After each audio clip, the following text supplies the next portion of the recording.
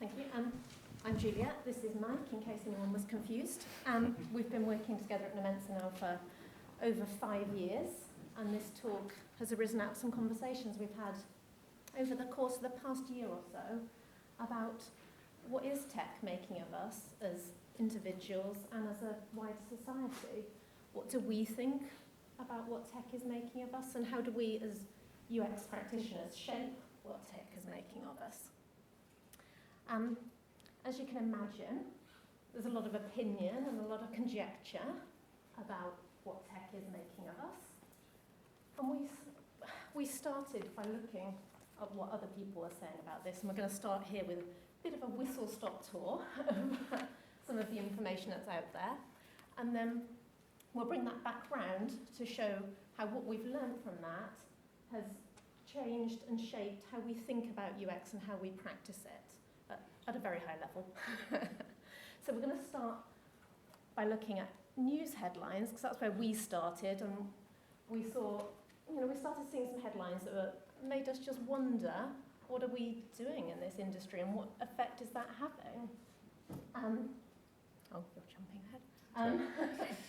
So this is just one area which Andrew was just talking about, which is dopamine and how that affects us, and the fact that some sort of interactions can release dopamine, and that can be possibly addictive. And the newspapers and other news outlets tend to report that very negatively and put quite a negative spin on things and focus in on some really horrible individual stories that are not particularly pleasant.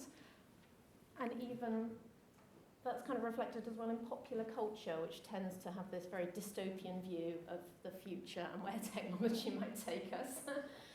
But we know, obviously, that it's not all bad. There are lots of great benefits that technology has brought to us.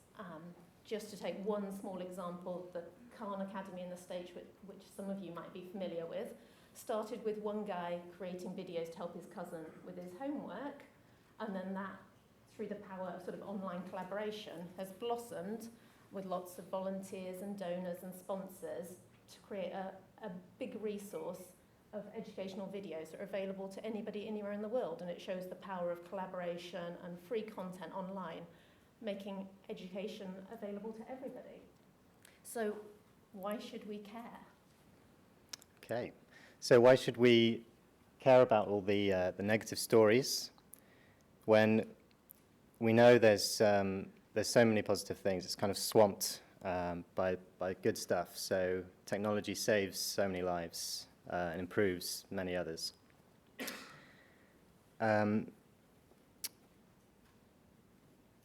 So in the case of addiction there, we're going to use that as an example all the way through. Surely that's also not really our problem. It's surely down to users whether they get addicted or not. They should take some perspective. So tech doesn't harm people; people harm people. It's a good. It's a valid point. So up to a point, this is all true. But we do argue that there's certain things that people who use tech never really think about. They never need to think about. And it's us designers, and that I mean everyone in the room, to get some of that perspective and apply it. So you only have to look at some of our techniques, some of our design techniques, what we call them. We have hooks. We talk about engagement. We talk about habit forming. And even a really simple one, a call to action, is something which we try and place and get people to act. So we're trying to change their behavior. So we think we need to understand the full effect of that change, because it changes individuals and therefore society. This is neuroplasticity. This slide is meant to represent, by the way. So we know that this does change our brains physically. There's also, you can consider a kind of social neuroplasticity as well, as we use more collaborative tools and more connected tools. How is that changing our social world? So the challenges that we face are only going to get more complex. Technology moves on, it progresses, and who knows what the future is going to look like. We've got nanotechnology as one example here. Of course, there are many other things coming, but when the web is not just in our pockets and on our wrists and in our glasses, it's actually effectively kind of wired to our brains. This is going to happen. How will that actually affect how people function? So there's nanotechnology there.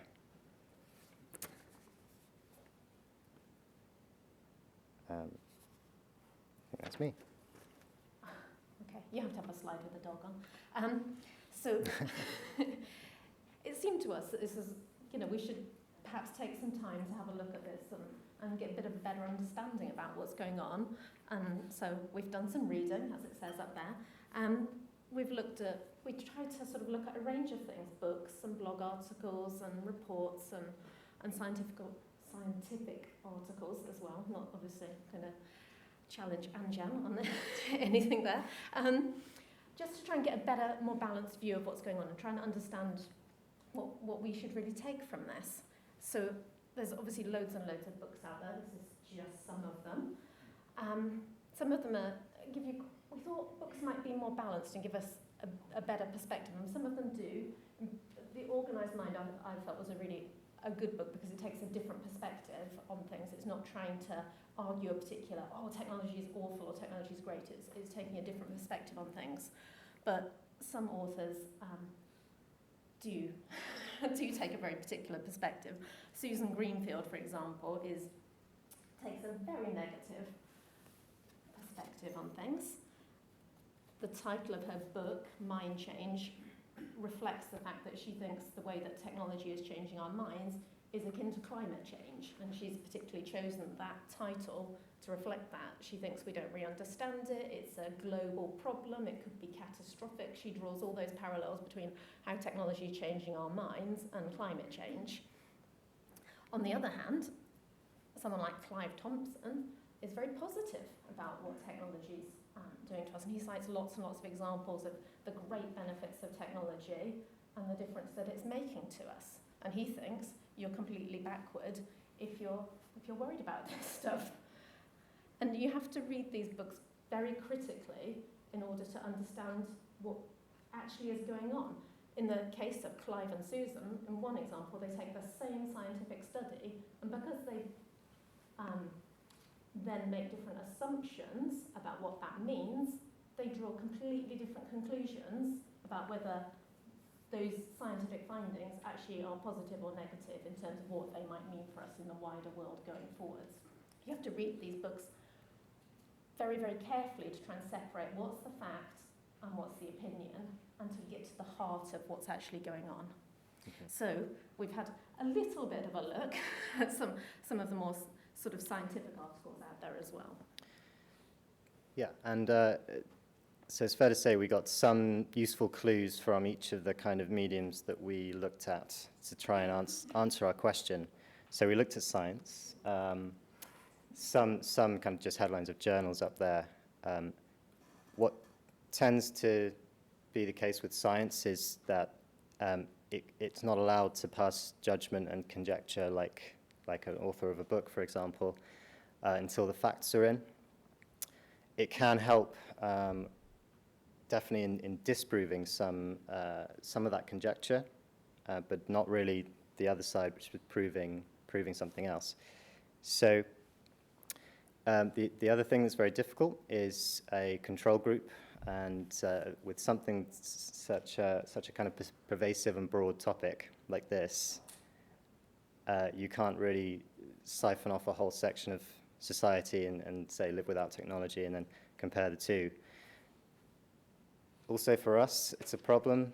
We have to design around using technology and for people without these kind of facts.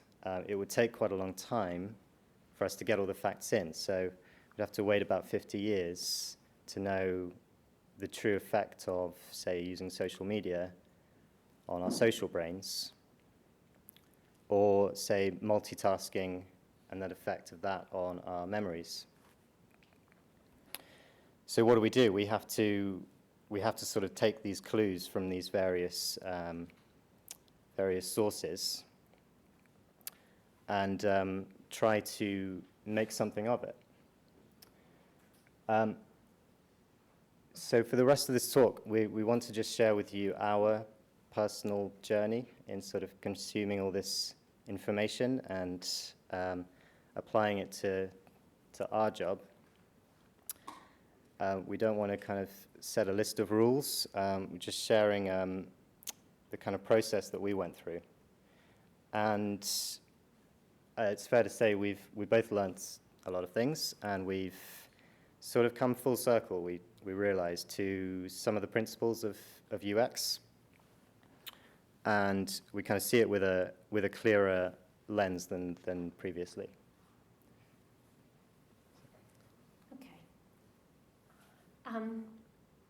So what we want to talk about is just sort of at a very high level, the framework that we've sort of started using to frame how we question things when we're designing something.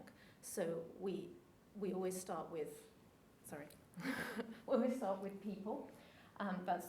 That's what we've always focused on, people. That's, hopefully everyone knows, that's what the U in UX stands for. And user-centered design and human-computer interaction, it's always been about the user and the human and the person at the heart of it. But what, oh, go back, Mike. What this is about what we found is that we need to take a bit of a broader view. It's not so much, well, we obviously still need to look at, when you're designing something, that particular journey or that particular task, how does someone choose a broadband bundle, how do they put something in their basket, how those particular tasks, and studying those and how people go about them, what the problems are that we need to help them with. But it's also about taking a step back and understanding some of the stuff that Anjam was just talking about, those biases that people have, and those automatic responses, and the wider things that might also be affecting them and that may be important to consider. And Mike's going to talk about a few examples of that later. Obviously, we could spend months talking through all of the things to consider, but we're just going to give you a flavour of that later. And it's about understanding technology as well, and actually that might be something we sometimes are guilty of not thinking about too much, and just thinking, oh, the technology's there and it'll do the job. But we think you really need to look at the technology as well and understand what the technology is good and bad at, and how that then fits with people, and how the two of them then interact when you bring them together. And looking at that interaction again a bit more broadly, not just, for example, where do you put the share button on your page of content, but what are the wider effects of that interaction with the content when you put a share button there? How does that affect how people read the content? How does it affect the value they put on the content? How is it affecting the relationships with the people they're sharing that content with? How is it affecting the people who are getting all those recommendations to go and read loads of stuff? So it's, again, taking a step back and thinking a little bit more broadly. And obviously, we know that all of this stuff happens within a business context or an organisational context. That can be sometimes where the challenges arise because of, sometimes there are conflicts between what a business wants to achieve and what might be a good use of technology and a good interaction. But we've sort of come to believe that if you design an interaction that's effective and that supports people and fills a gap and doesn't overburden them with loads of features and isn't about using tech for the sake of tech, and a few people spoke about that yesterday, then that is, in our view, that is a sort of commercially viable thing to do and hopefully would fit with somebody's business model, but that's where some negotiation can come into play. And we'll talk about that a little bit later. So we're going to take a few examples, and this is the interactive bit of this Interact talk, by the way. We're going to start with people. So, as always, we try to understand people, and it's much more than just, you know, use a story on a post-it note. It's understanding all the psychology of people, which is incredibly complex. It's obviously a whole degree's worth of information there, and then some. But I just want to take a few examples, and it's a framework we've kind of come up with just to ask some very simple questions. Really, really generally, very simply, what are people good and bad at inherently? So, I mean, I'll give you a few, and then I'll ask for some more maybe. We're good at emotion. We're good at kind of complex judgments. And what else do I have here? We're good at body language and interpreting that that language. So, anybody else got anything else? What are people good at? Make things complex. Okay. Anyone else? One more? Pattern recognition. Yeah. That's Good a one. Yeah. Yeah. Okay, so we're also bad at quite a lot of things. And I think the most important one is we're bad at recognizing that we're bad at things, which makes things a lot worse. So just a couple of examples. We're fairly irrational in a lot of decision making. And so we're bad at transcending distance. Anybody else got any others? There's plenty. Monitoring. Okay. I've worked in spacecraft control, and that's something that Oh, okay. is noticing changes. Yes. Yeah, that's a great one, actually. Is there a hand up there? No. So this is Anyone else? self-delusion if we're not bad at anything. Yeah. So we're very deluded. Yeah. Yeah. Okay. Great. So what do we? Started to ask myself and my team these questions, and I think that we have to do exactly the same thing with tech. So actually look at technology as quite an independent thing, and it is inherently good and bad at things too. So it's obviously very good at number crunching. It's very good at recording and storing lots of data. It can link together on the surface a lot of nodes across a large network. It's really good at volume. So there's other things it's really bad at. So it's not good at forgetting any of that volume. It's not very good at complex judgments, and it's not very good at emotion. And I think physicality is another one. And again, I kind of treat it the same way, and I look at it, and when someone or something tries to do something it's not very good at, you kind of cringe at it. So when technology tries to replicate emotion, for example, or when it tries to replicate physicality, we sort of think, okay, you're kind of getting there, but it's not great. Maybe that'll change in the future, but who knows? Anybody else got anything that tech is really bad at? More examples. I said all of them. Okay. It's stuck. Sorry. Okay, I think so. By asking these questions, we come back to this interaction space. We recognize what our role really should be when we look at that interaction. So let's say you've got something that people are quite bad at. Then you have technology, and it's good at some things, and you bring them together. In that case, I think that technology has to work really hard to help us overcome what we're bad at. So we'll use email again. So let's just start with when email first entered our lives. We kind of quite quickly started to build a culture around it, and we started wanting messages as soon as they're available, and we felt this pull to kind of respond as we should, and we've we've got this fear of missing out on things. That's something else we're quite bad at. So we fear that we're missing a message, and we have to get there and respond.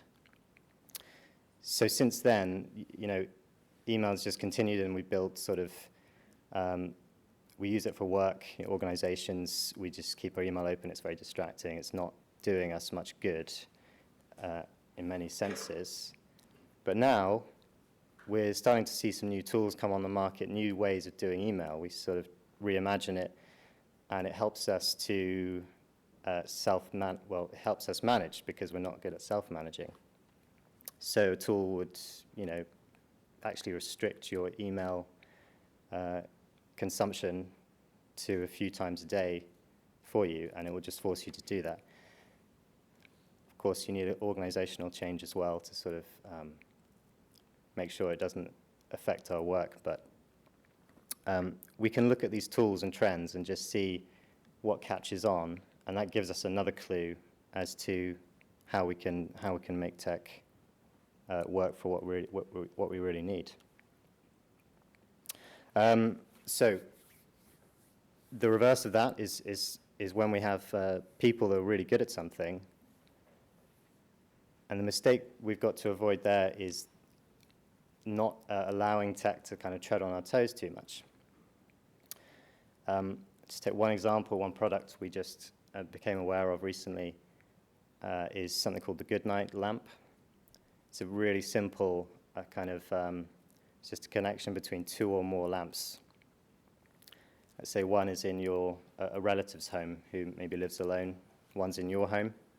When they turn the light off, yours goes off. When they turn it on, yours turns on. And you kind of interpret what that means. Okay, they've gone to bed and they've woken up. And you get some information there. But what's great about it is that it doesn't try to do anything more than that. It just connects these bits of information. It's just helping us overcome the fact that we can't be everywhere at once. You could imagine it could try to do more things, help us out with interpreting what it means, helping out with the communication, the conversation that happens afterwards, but it doesn't. It just kind of stops there. So when we have both parties being good at something, I kind of feel like there's less design actually needed there. You may disagree. But when they're both bad at something, so people and tech are both bad at the thing you're looking at, you've got to kind of ask yourself some questions there. And it might be that you just need a completely fresh approach. Okay. So there's a couple of sort of points I want to cover here. Even though it can be hard to sort of predict the effect that something's going to have and understand the sort of wider implications, it's important not to be nostalgic and not to try and hang on to the past. That's whenever there's been new technology and new advances, people have always resisted them, and that's been the case since whenever. Even when writing things down was first introduced, people were worried because we wouldn't have to memorize huge swathes of stuff anymore, and that was going to be the end of civilization as we knew it. And that's continued whenever something new is introduced, books or phones or TVs or the internet. People always resist new technology, and that's partly because we form mental models to help us understand how the world works, and those models are an artifact of the current technology that's available. So a simple example is paying for things. We used to pay for things with cash. That's a really simple model to hold in your head. You hand over the money, you've paid for it. And then we started using checks, and then we started using credit cards, and then we started using chip and pin, and now you can pay contactless, or you can pay with your phone. And every time it changes, you have to change your model of how that thing is working, and how it's working with your bank and all these other players that are coming into it. And because it's hard to change your model, that's sometimes why it's hard to imagine how these new things are going to work out. It's also important not to just, and a couple of people said this yesterday, don't just build it because you can. Just because the technology exists doesn't mean you have to build it. We could have picked loads of examples here.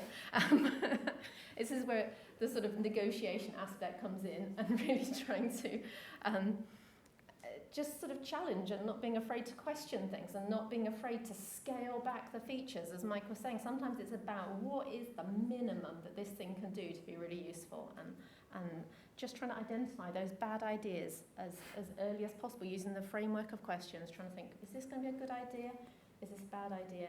Do we really need to build this thing? And we see that as very much part of our role. And that involves looking at this sort of technology line. It progresses, and we just build on what we already have. But we need to take that view, maybe predict where that's going, but also then take that down a level and say, what can we use that's going to be useful. So often there's often with a new kind of innovation, let's say text messaging, the technology's been around for decades, but we haven't built the infrastructure and the culture around it, and nobody really predicted it would catch on, but it did.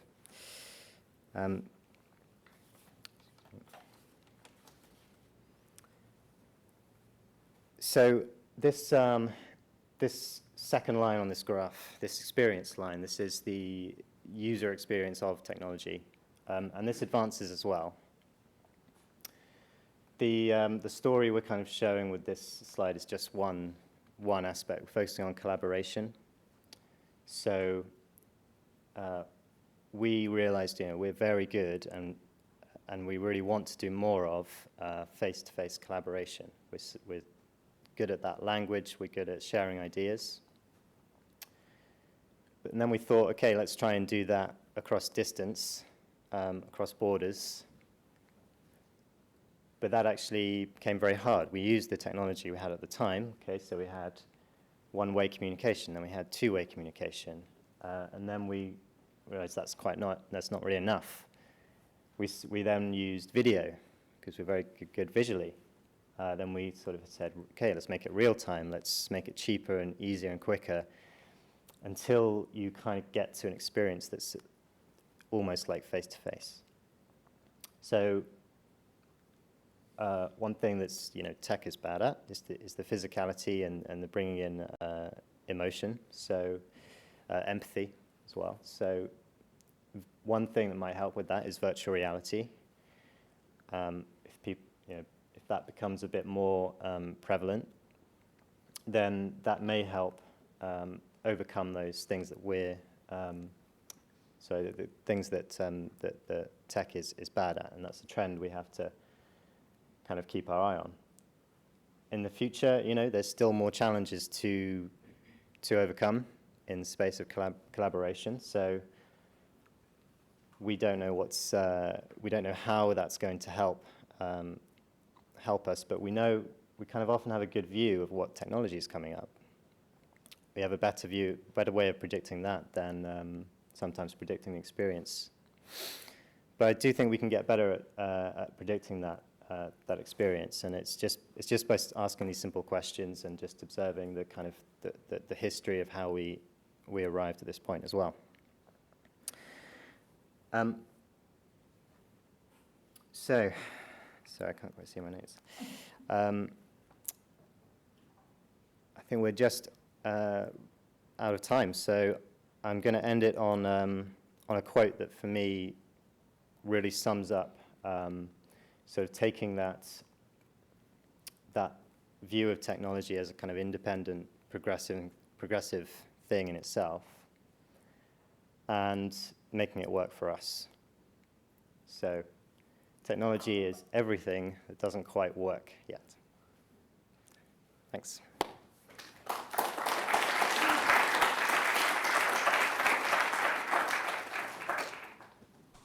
We'll have one question if anyone would like to. Oh, no, you've got to have a question.